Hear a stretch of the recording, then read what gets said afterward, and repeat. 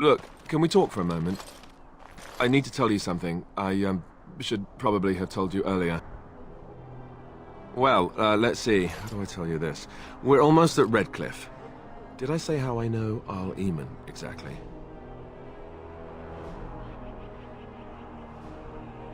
I'm a bastard. My mother was a serving girl at Redcliffe Castle, and she died when I was born. Arl Eamon took me in and raised me before I was sent to the Chantry. The reason he did that was because, well, because my father was King Marek, which made Caelan my half-brother, I suppose.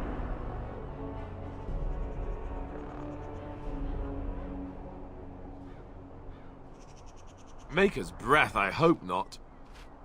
I don't think so. You don't think so, do you? I'm a bastard. And nobody even knows about me.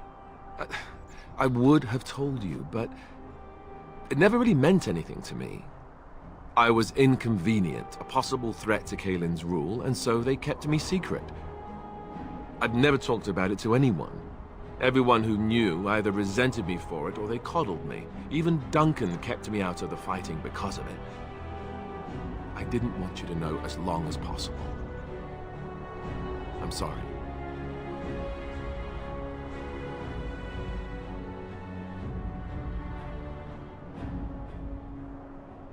Why wouldn't he?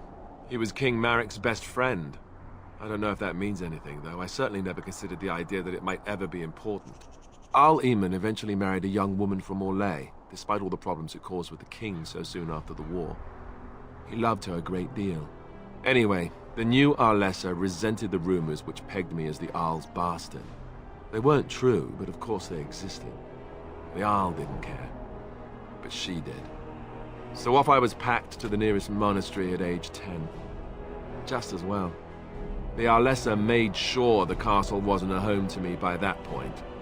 She despised me.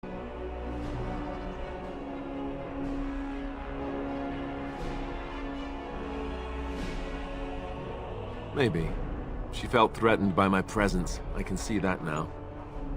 I can't say I blame her. She wondered if the rumors were true herself, I bet. I remember I had an amulet with Andraste's holy symbol on it. The only thing I had of my mother's. I was so furious at being sent away, I tore it off and threw it at the wall, and it shattered. Stupid, stupid thing to do. The Arl came by the monastery a few times to see how I was, but I was stubborn. I hated it there and blamed him for everything. And eventually, he just stopped coming.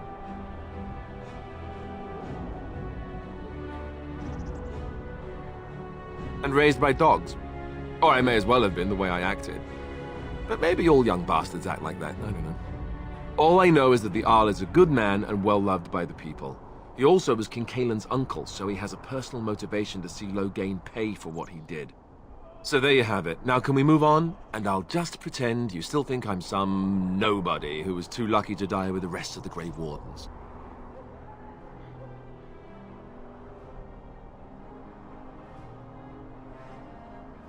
Oh, lovely. I'm going to regret this. Somehow I just know it.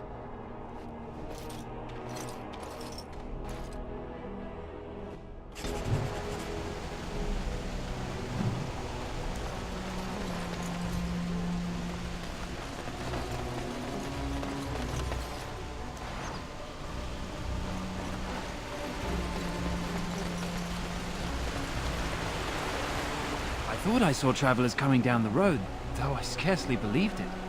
Have you come to help us? The Arl? Then you don't know? Has nobody out there heard?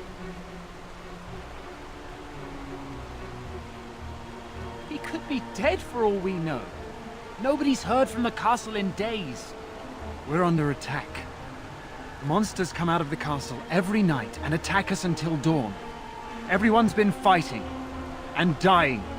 Apparently everyone seems to agree that a blight is the perfect time to start killing each other. Marvelous, really. We've no army to defend us. No Arl and no king to send us help. So many are dead. And those left are terrified they're next. Hold on, what is this evil that's attacking you? I don't rightly know. I'm sorry, nobody does. I should take you to Ban Tegan. He's all that's holding us together. He'll want to see you. Ban Tegan, our Lehman's brother. He's here. Yes. It's not far, if you'll come with me.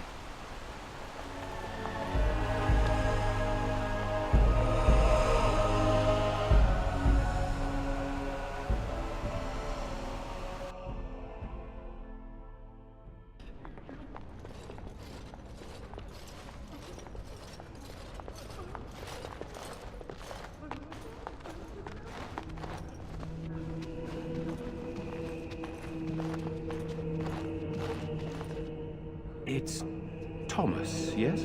And who are these people with you? They are obviously not simple travelers. No, my lord. They just arrived, and I thought you would want to see them. Well done, Thomas. Greetings, friends. My name is Tegan, Ban of Rainersphere, brother to the Arl. I remember you, Ban Tegan, though the last time we met, I was a lot younger and covered in mud. Covered in mud? Alistair? It is you, isn't it? You're alive! This is wonderful news. Still alive, yes, though I'm just as surprised about that as you are, believe me. Indeed. Loghain would have us believe all Grey Wardens died along with my nephew, amongst other things.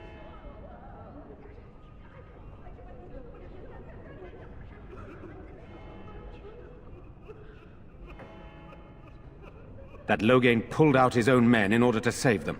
That Cailan risked the entire nation's safety in the name of glory. Loghain calls the Grey Wardens traitors, murderers of the king. I don't believe it. It is an act of a desperate man. So you are a Grey Warden as well. A pleasure to meet you. I wish it were under better circumstances. You're here to see my brother. Unfortunately, that might be a problem. Eamon is gravely ill. No one has heard from the castle in days. No guards patrol the walls, and no one has responded to my shouts. The attack started a few nights ago. Evil things surged from the castle. We drove them back, but many perished during the assault. There are no Darkspawn here, and nothing to gain. It is a fool's errand. Perhaps. How pointless to help these villagers fight an impossible battle. One would think we had enough to contend with elsewhere.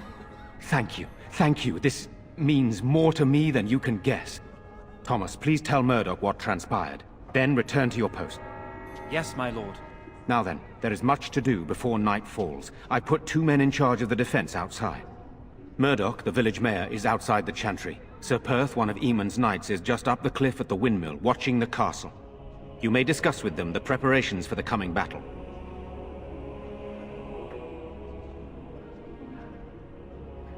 Very well. Luck be with you, my friend.